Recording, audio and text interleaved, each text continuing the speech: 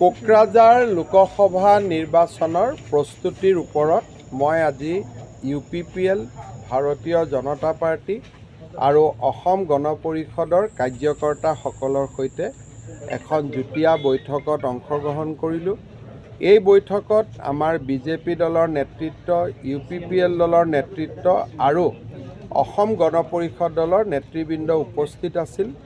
আমি জয়ন্ত বসুমতাৰী, আমাৰ যৌথ প্ৰাৰ্থী জয়ন্ত বসুমতাৰীক আমি 2 লাখৰ পৰা 3 লাখ ভোটৰ ব্যৱধানত জিকাবৰ বাবে সংকল্প লৈছোঁ আৰু সকলোৱে এটা পৰিয়ালৰ দৰে তিনিওটা দলে লগ হৈ আমি নিৰ্বাচন খেলিম আৰু খুব ভাল ফলাফল এটা আমি ইয়াত দেখুৱাম।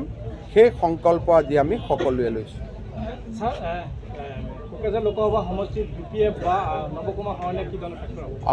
চাওক, আমি যোৱা নিৰ্বাচনবিলাকৰ যদি ফলাফল চাই বিধানসভা আৰু BTC কাউন্সিল, এই দুইটা কাউন্সিলৰ যদি ফলাফলসমূহ চাই তেতিয়াহ'লে আমি 1.5 লাখৰ পৰা 2 লাখ ভোটত আগত আছোঁ।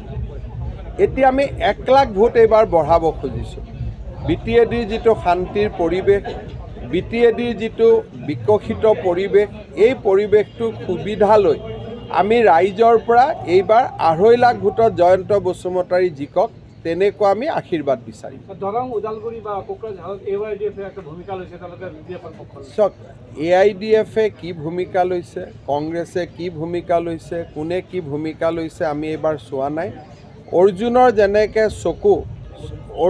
যেনেকৈ চকু চৰাইৰ চকুত আছিল, তেনেকৈ আমাৰ চকু এইবাৰ মোদী ডাঙৰীয়া, যে মোদীক আমি জিকাব লাগে। বাকী আৰু কোন দলে কি কৰিছে এইবিলাকত আমি বৰ বেছি সোমাব খোজা নাই। যি কৰে কৰি থাকক। যোৱা কালি এটা দুৰ্ভাগ্যজনক ঘটনা এটা গুৱাহাটী IITত দেখা গৈছে আৰু এজন নহয়, আমাৰ মনে হয় তাত আৰু এজন তেনেকুৱা ছাত্ৰ আছে। ইয়াৰ ওপৰত পুলিচে তদন্ত কৰিছে আৰু তদন্তত দেখা গৈছে যে ছাত্ৰকেইজন একেবাৰে দুজনকৈ, বিশেষকৈ এজনক আমি পাইছোঁ, এজনক পোৱা নাই, আমি হয়তো পাই যাম আজি। কমপ্লিটলি ৰেডিকেলাইজ হৈ আছে থট প্ৰচেছটো। তেওঁলোকৰ দেউতাক মাককো আমি খবৰ দিছোঁ, দিল্লীৰ হয়, বাটলা হাউচৰ কাষৰ পৰা তেওঁ ল'ৰাজনৰ ঘৰ।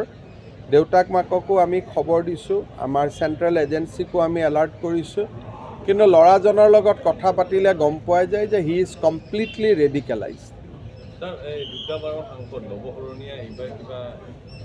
নৱশৰণীয়াটো এইবাৰ ইলেকশ্যনতো তেওঁ প্ৰতিদ্বন্দ্বিতা কৰাৰ কাৰণে এতিয়ালৈকেতো মই শুনা নাই, আৰু কি কৰেতো মই শুনা নাই, কথাও পতা নাই। গতিকে আৰু এতিয়াতো তেনেকুৱা আৰু নাইও পৰিৱেশটো। এতিয়াতো কোনেও ডিভাইড অসম বিচৰাই নাই, গতিকে এইটো সমস্যাই নাই এতিয়া।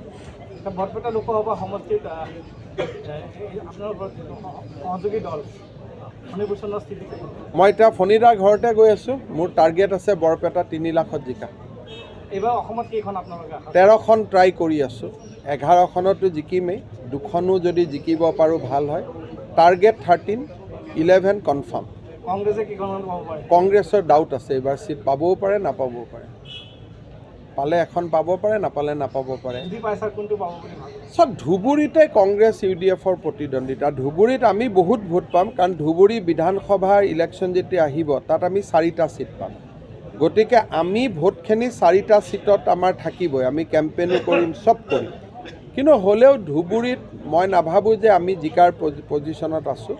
সেইখন এখন কংগ্ৰেছেও পাব পাৰে, UDFেও পাব পাৰে। ৰকিবুল হুছেইন পালেও ভাল, আজমলে পালেও ভাল। আজমলে পালে অলপ মনটো বেছি বেয়া লাগিব, ৰকিবুল হুছেইনে পালে কম বেয়া লাগিব, ইমানেই। নহয়, আজমল মৌলাবাদী বেছি না। বন্ধু বুলি মই কোৱা নাই, মই মৌলাবাদীৰ শিতানৰ পৰা গৈছোঁ। মৌলাবাদীৰ পৰা চাব গ'লে আজমল জিকিলে বেয়া লাগিব, আকৌ গড়কেইটাৰ ফালে চালে ৰকিবুল হুছেইন জিকিলে বেয়া লাগিব। এতিয়া কি হয় আৰু সেইটো আৰু হয় নহয়।